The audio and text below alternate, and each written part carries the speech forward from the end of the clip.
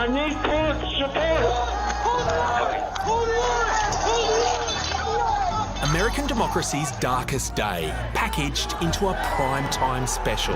January 6th and the lies that led to insurrection have put 2.5 centuries of constitutional democracy at risk. The 7 Democrats and 2 Republicans of the House committee setting out to prove that the Capitol insurrection didn't happen in a vacuum. January 6th was the culmination of an attempted coup.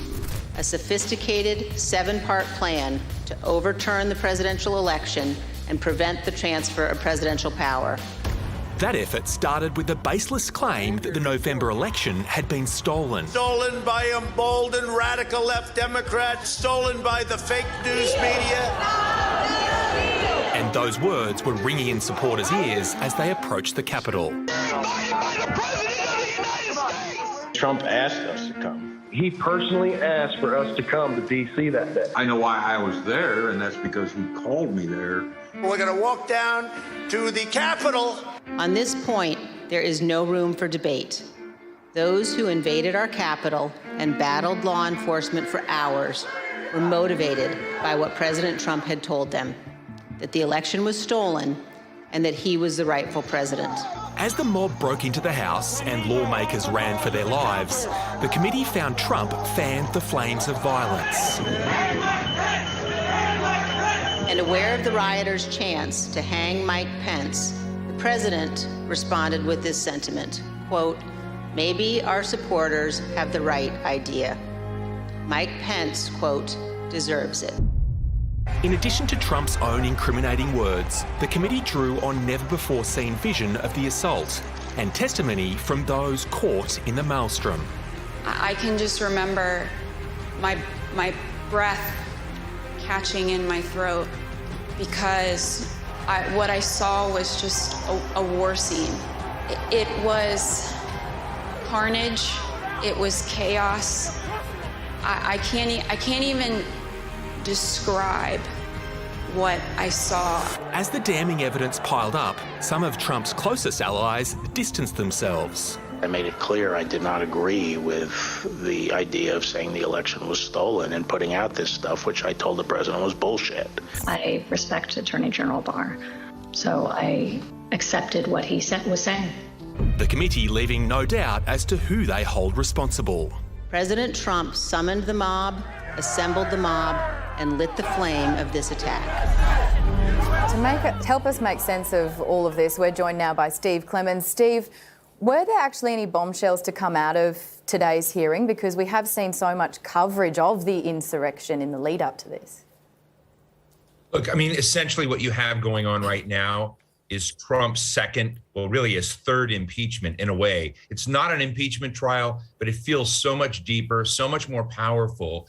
And yes, there were lots of bombshells laced in this. His own daughter, for the first time that any of us have heard, saying she didn't buy the fact that Donald Trump won this election. Attorney General Barr in very clearly saying that this was BS. That you saw other dimensions of this that really removed the distance. There's always been this illusion that there was somehow distance between Trump and that these rioters just got out of hand and weren't doing what he did.